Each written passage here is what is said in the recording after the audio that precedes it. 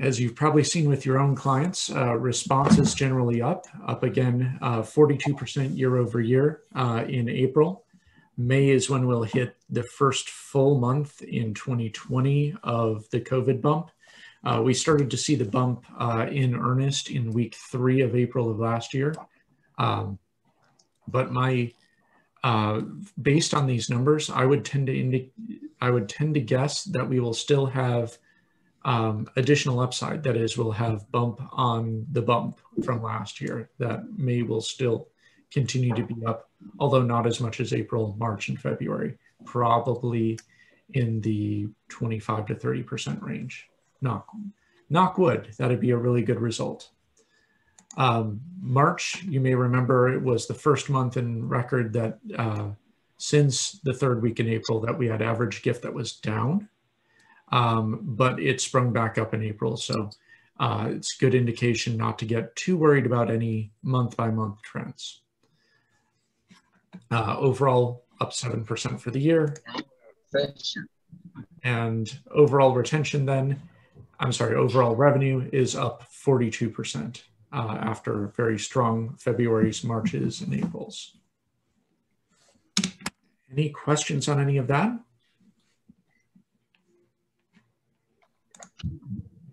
Okay, then let's head over to the M&R benchmarking. Their study just came out. So this is online data only. Sorry, mail folks, but some insights into what the year that was in 2020 online. Generally speaking, they found that digital revenues were up 32%. As we've seen, hunger and poverty charities up significantly more than that. We kind of knew that shift was coming, but it is stark to see against every other type of charity. Also, as we've seen with our own clients, larger organizations tended to have larger bumps in online giving than medium or small organizations.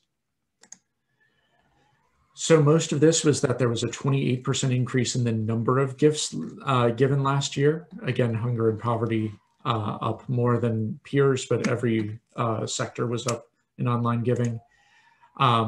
Average one-time gift was down ever so slightly, as was average monthly gift.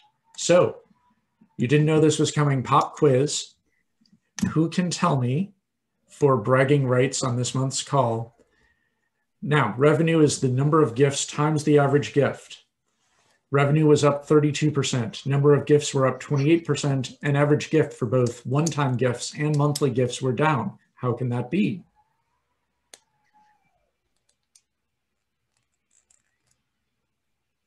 The cost was lower. I'm sorry? We did more sends? Or the number. Not more sends, because although there were more sends, because they're factoring number of gifts, which is downstream from the sends. And it's not cost because they're looking at it on a gross basis. This is a tricky one. More than the number of gifts.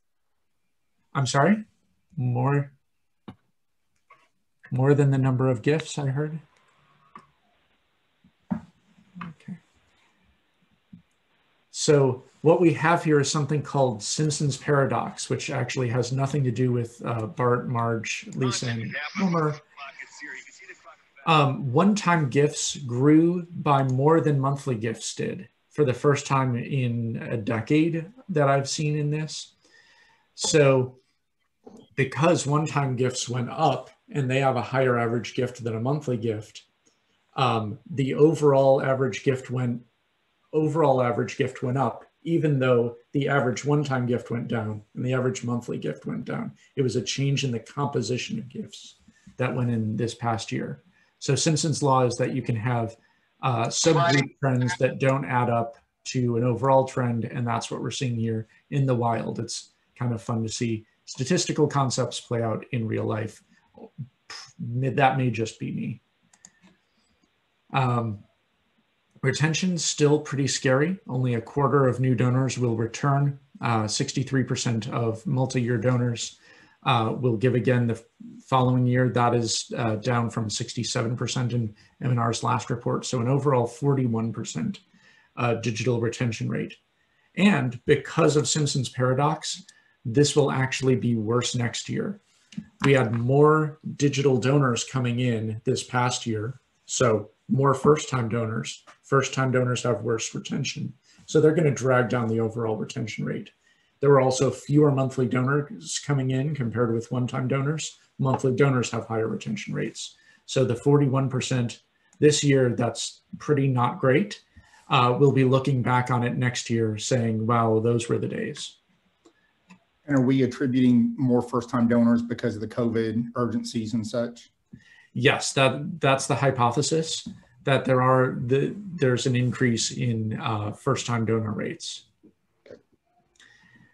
This is a question in the chat. Is this digital donors renewing the digital channel? Yes, it is.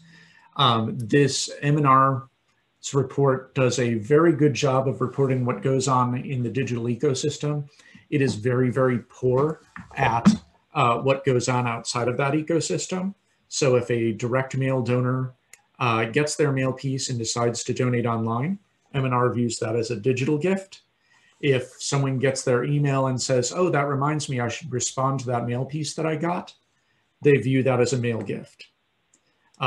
Similar to, oh, I got this email, and so I'm going to call the number that I saw on the DRTV ad. That won't be considered a digital gift. So they're doing last touch attribution on these, which has the advantage of being easy. It does not have the advantage of being comprehensive.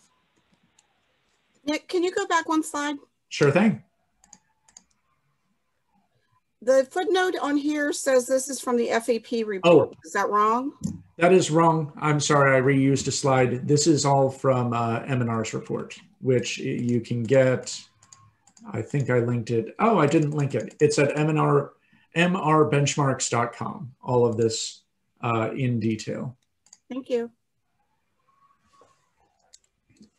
Question, do you believe that most verticals won't feel as steep a decline in retention since hunger and poverty vertical is seeing the strongest performance? Yes, those organizations that have the steepest climb will have the hardest retention fall. But you would still rather be in the position where you had a whole bunch of new donors that you were able to lose because you also have the ability to retain them. So while retention will be worse next year, that's largely as a consequence of getting new donors, in which case you'd say, yay. It's just something to watch out for. We don't want clients looking at this and thinking, well, our retention dropped. It's because more digital or edge direct or whoever did a bad job. We want them to know that that's a consequence of getting a bunch of new donors. And so in this case, it's a happy accident. But the reason that this type of retention matters is that you have this flow throughout the retention system. So if you started in year 0, so let's say last year was year 0, you got in 1,000 new donors just to make the math nice. At the end of 10 years, you have 4 donors. And during that time, you're going to get 669 donor years. So donors donating for that year period. That has, the average donor gives about 2 gifts. That comes to 1,358 gifts after the first, which means that the average donor that you bring in will only give 2.36 gifts, including the first one. So an additional 1.36 gifts. Now that doesn't count people who come back, who are lapsed and come back into the program. It doesn't include digital donors who move over to mail or other things. So there's probably more gifts going into the system than just this. However, very few of our clients also give us a 10-year payback period. So it does kind of balance out all told. So if we are spending $50 to get a $20 donor, that donor is likely not going to pay for themselves at normal retention rates. $40 for a $20 donor, that donor will pay for itself. And the trick is that return on ad spend is highly inconsistent among channels. So Social media basically largely pays for itself. Search more than pays for itself. The trick with search is that it's not scalable. So much of the search traffic and search ad spend that you have are on the name of the organization that people are clicking through on them, and that's going to be a highly valuable search term. Generally speaking, you're probably, if one of our organizations is managing a search program, that's probably largely maxed out unless you can get more people to search for it. And with Hunger and Poverty, you can see more people were searching for it last year with a resounding $18 per dollar spent on ad spend. On the flip side of things, display and video, if you were to look at just the overall, you would say that display and video aren't going to pay for themselves because you get in 38 cents for every dollar you put into display. And with getting only 2.36 gifts in, you're not going to make that back. Now, here's the trick. Look down where it says large organizations. These are the types of organizations that we serve. Our display programs are doing just fine, thank you very much. In fact, they're paying for themselves on the first gift, display and social media. In those cases, these types of organizations, if you are having this type of, it pays for itself in year one, well, you still have additional years of giving that's going to come as a result of that. And so we should be willing to go more and scale up on display and social media. Video is still very new. It's a little bit more top of the funnel. And so I would not hold the low return on ad spend against it.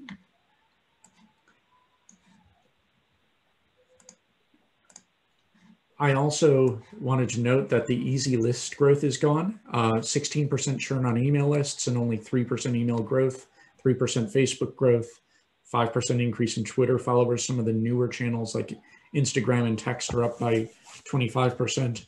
But the text lists are about 1/20th the size of the average email list. So a 26% increase in text subscribers is good, but it's not big.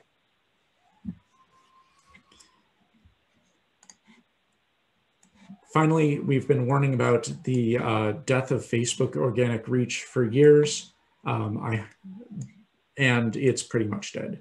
The average Facebook post that is not boosted reaches about 4% of an organization's followers. Only that 71% of the reach that a post will have is among those followers. So there's not much of a follow-on effect for Facebook. And there was a 14% increase in the amount raised on Facebook. But if you think back, the average organization had an over 30% increase in overall digital giving. So Facebook fundraising is lagging overall digital giving, or at least did in 2020. So there's that URL. I knew I put it in here. I just put it in the wrong place, apparently. mrbenchmarks.com. They have email benchmarking, what are click-through rates, what are open rates, web benchmarking, what conversion rates should I have, what's the ad makeup for the average organization, all those sorts of things. Any questions on these? That's a good one. Thank you, Peanut. No problem.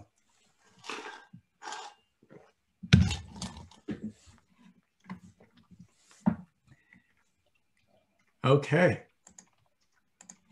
So now let's go to iOS versus personalized ads and said Mark Zuckerberg. So I should mention that this section is largely a promotion for the webinar that we have coming up in a little over a week when the cookie crumbles, looking at cookieless digital marketing. Something that everyone should look about. I nixed my initial thought was C is for cookie. It's no longer good enough for me because it's a little bit too long for a title.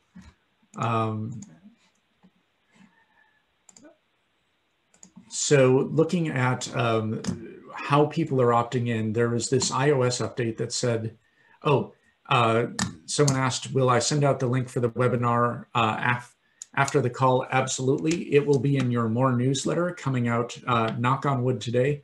We still have a little bit of content to get, but Hannah is hard at work putting that newsletter together.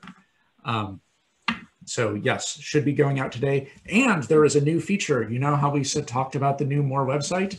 Well, the new More website has an education section, and in that education section, there's webinars. And yesterday, while I was sitting on my couch, I updated the webinar section, and the top thing in there is that webinar. So trying to make it very easy to allow our clients to be able to have it. So while I've been talking about the webinar, you've probably been reading this. With the iOS update, people have to opt into cross-app tracking. So a lot of Facebook's revenue isn't just from ads that it serves on Facebook, it's from ads that in the Facebook ad network they serve on other sites and other apps. iOS said people have to be able to opt in for that. Only 2% of people said they'd allow for that. But people are generally liars about what they'll give up in terms of their privacy. You can get people to tell you their social security number for a $20 coupon in a lot of cases. And so surveys tend to overestimate how much people actually care about privacy, but the opt-in rate in the US is 4%. So good news for Facebook. It's double what they thought it was going to be. The bad news for Facebook is that 96% of people are not opting in for cross-platform tracking. As you might guess, this significantly changes the online ad ecosystem. So how should we address that? The webinar. Yay, the webinar. Speaking of where we'll have people who actually know a lot more about this topic talk to it than me, but I am happy to try to answer any questions you have. Plus we have digital experts on the call who probably noticed at least 3 things that I said wrong in what was that 2 slides. So any questions or comments?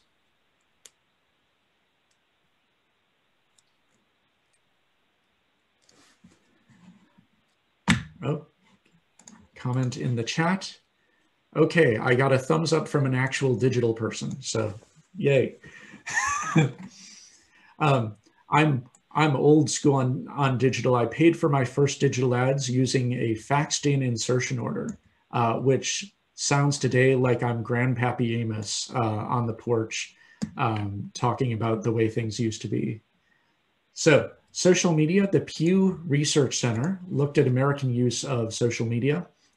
You can see the graph over on the right. YouTube is the most popular platform.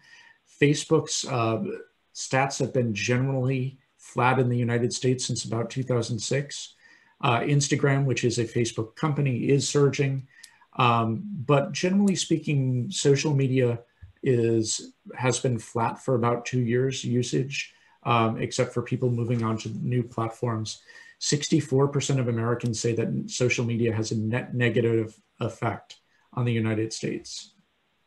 Life, not Lyft. I don't know why Lyft is in there, so we'll try to get that for round 2.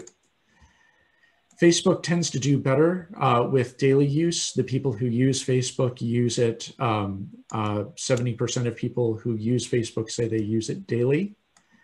That does tend to bring up an interesting thing because you have 49% of people who are multiple times per day checking Facebook. You have 64% of Americans who think social media is bad, which means that there are at least 13% weirdos in the United States. Now, I showed this Venn diagram to my wife, and she said, you know, I think that's probably me in the center. And I'm like, you're the only person on earth who found me attractive, so if the weirdo shoe fits, wear it. But yeah, there are a lot of people on Facebook who do not particularly care for Facebook. Got to talk about DUTs. The DUTs on social media tend to skew heavily towards Snapchat and Instagram. YouTube is the most popular platform everywhere, but especially among younger people. And Facebook, the meme that Facebook is for olds does tend to come true. Usage is most popular in my age group, which is no longer youths. And 18 to 29-year-olds have lower usage patterns than 30 to 49-year-olds.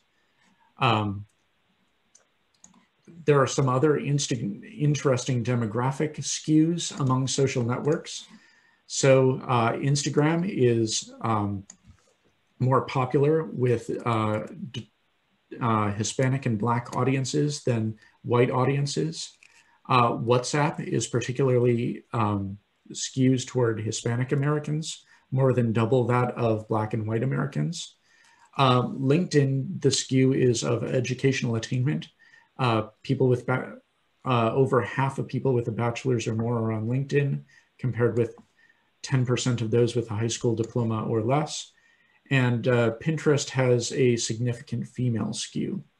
So as we're thinking about a cookieless future and less cross-platform tracking, what we're going to have to go back to some extent, is that old, I mean, we're still not going to be faxing in insertion orders, but we are still going to be buying media on particular properties and focusing on demographics rather than on targeting individual people. You know, you can say, I want to find bald 40-somethings male with glasses instead of I want to get Nick Ellinger. And so these type of demographic skews are going to become even more important as we look at things. Any questions on the socials?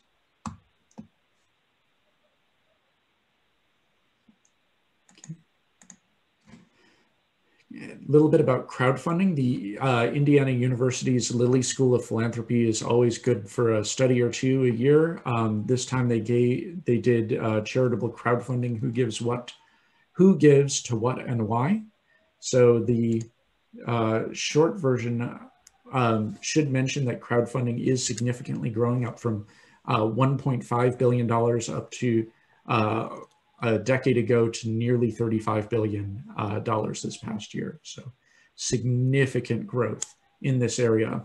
And when you talk to people about giving during the pandemic and did you give more, people tend to psychologically group in, oh, I gave to my friend, I gave to a coworker, I bought something at a local business, as forms of giving in their mind, philanthropic things that they do. And so as we're positioning clients for how we're talking about the good things that you can do in society, crowdfunding is to some extent a competitor, and we'll talk about kind of the nature of that competition at the end. So who's giving to crowdfunding? About 34% of Americans say they participated in the past year. These donors skew younger, they skew less religious, and they skew single. If I had one critique of the Lilly report, is that's basically 3 ways of saying younger, because younger people are less religious and younger people are more likely to be single. So they skew younger, and younger is what those bullet points say. But when organizations are talking about we want to reach younger donors, these are the types of donors that they're talking about. The average age that they found was 44 years old, which is more of an approximation of what you might get in digital street fundraising door-to-door, much less than what you'd see in something like mail. Most crowdfunding giving tends to be in addition to charitable giving. So 46% of people gave charitable but did not crowdfund, 25% gave via both, and only 6% gave to crowdfunding campaigns but did not give to an established charity. I do anticipate that will probably change over time. And there's a great skew in terms of who people are giving to in crowdfunding. The second largest group is charitable organizations, but by and large, people are giving to family members or close friends. And then the layer out from that is, now I'm going to fundraise for that person, and I get this 11% of people who are now giving to a friend of a friend.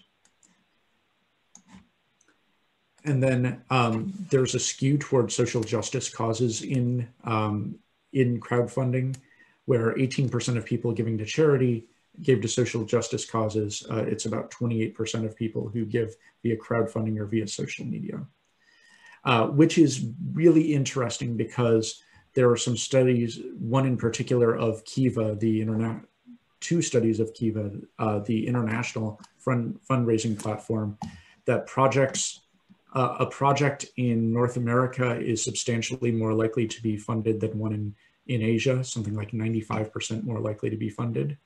And then also on Kiva, they found that the picture of the person that you're giving to matters, and people tend to give to more attractive, skinnier, and whiter faces on Kiva, to the extent that it's having those attributes makes you something like 20 to 30% more likely to complete your campaign. And so there is, and it's not exclusive to crowdfunding platforms. You see things like that on Airbnb rentals for the like. But it is interesting that there's increased funding of social justice causes when there is still some inherent inequity in and likely subconscious bias in to whom people are giving on crowdfunding platforms, because you can pick out, you know, this is the particular person I want to help.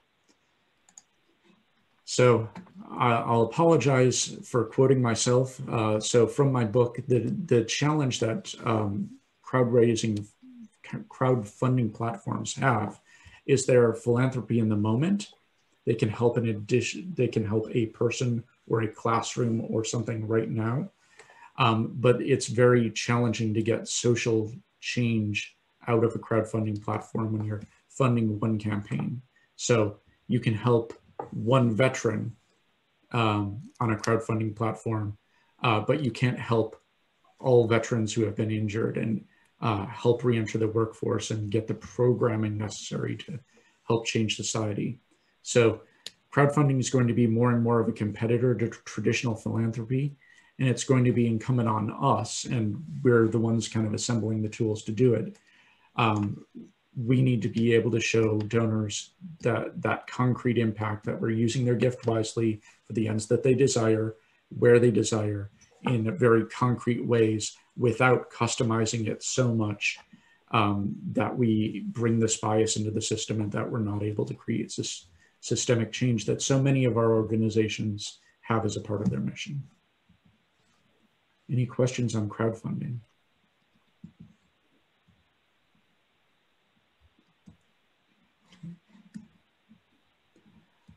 I will also say I have given through crowdfunding. I don't view it as an evil. I view it as supplementary. And so I think those people who are doing both, doing a great job. Into the potpourri section, the long anticipated return. And I didn't have time to get it in here. And it's a bit racy, so I'm not sure I'd put it into the presentation, but there is a great ad from Extra Gum about people returning to the workplace and what happens once we can all get free and clear. If that sounds like the type of thing that you would like, I encourage you to look for that video. But generally speaking, people are returning to the office. New York City is doing it. Goldman Sachs is asking people to do it. Different cities are slowly returning back. And so this is something that we're going to be talking more and more about, not necessarily in the context of returning to the office, although there is that, but you're going to be getting a survey hopefully today asking for your opinions on work location. And oh, we have the back to normal ad in the chat. Thank you, Chuck. I would encourage you to cut and paste that in for later use rather than browsing right now. But you know, I'm into the potpourri section, so if you need to flag off, now would be the time. So we will be sending out a survey later on today, hopefully that asks for your opinions about work location, what type of relationship you would want to have to the office. And so strongly encourage you to fill that out. It is entirely anonymous. And those things will influence like how fast, what we need to do, what are the preconditions, who comes into the office, timelines, all of those sorts of things. So some fun, as much as any COVID-19 stats can be fun, but some important, let's go with that, statistics about how the COVID vaccine is doing. So Chile, is experiencing right now an increase in cases and ICU patients and deaths. And people are saying, oh, how is this happening despite the vaccine? Well, Chile prioritized those 70 and above. And so you can see in the green, over time, the vaccine effect. People who are getting vaccinated have the number of cases going down, ICU cases going down, deaths going down, at the same time as the general population is going up. Same thing in Canada. You can see they prioritized 80 first, and you can see the point at which 30% of over 80s were vaccinated. You can see the vaccine effect. Cases significantly below baseline, ICU admissions below caseline. So yay, vaccines. With some of our more normal potpourri contact, a bit of nonsense here. This is back in April during a college student, Arizona State college student named Josh Swain got a little bit bored. And so he opened up a text I think it was a Facebook Messenger stream, where he invited everyone else with the name Josh Swain to get together and said, we're going to meet 1 year from today and prep at these coordinates. This was in Nebraska, fight, and whoever gets to keep the name Josh Swain. So this was something that was just a funny internet one-off. There was actually a battle between the Josh Swains. They decided on rock, paper, scissors as their battle royale of choice. And what they called Josh Swain Prime, the guy who sent out the original challenge, actually won. And so gets to keep the name Josh Swain. He also used this to raise nearly $12,000 for Nebraska Children's Hospital. People who participated in this donated somewhere between 200 and 300 pounds of food to the Lincoln Food Bank. Because in addition to the Battle of the Josh Swains, there was also the Battle of the Joshes, where people with the name Josh gathered with pool noodles and battled for who was the best Josh. For those of you who do bracketology for Sweet 16, this is what my bracket looked like also. And the winner was 4-year-old Josh Vincent Jr. They called him Little Josh, also the cutest contestant, as you can probably tell. And he was just thrilled to be there and thrilled to win the title of Best Josh.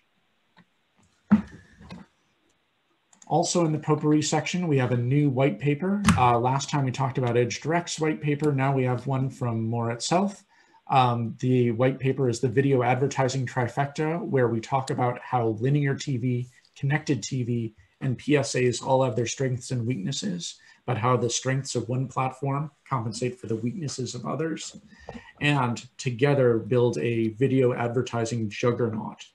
I actually don't use the word juggernaut in the white paper, and now I'm thinking that is a missed opportunity.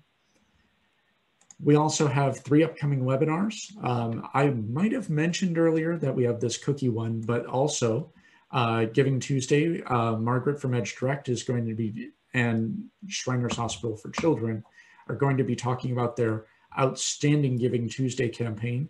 You may remember we covered this, I want to say on the January or somewhere in there call. But wonderful case study where Shriners Hospital for Children, who was already knocking it out of the park for Giving Tuesday, increased their giving by 50% last year. So outstanding case study, especially on the multi-channel side. And then on June 16th, Edge Direct will also be talking about overcoming production increases. We know that the cost of paper is going up, the cost of transportation is going up, the cost of postage is going up. Given that, how do we keep cost control? Or given that, how do we increase our revenues to compensate? So they'll be talking through a number of the ways that organizations can compensate. The first 2 should be up on the website. The third one, you can sign up if you want. We're still working out some of the marketing details on that. So don't be too surprised if the description changes a little bit from what you see there, but it'll be essentially the same content.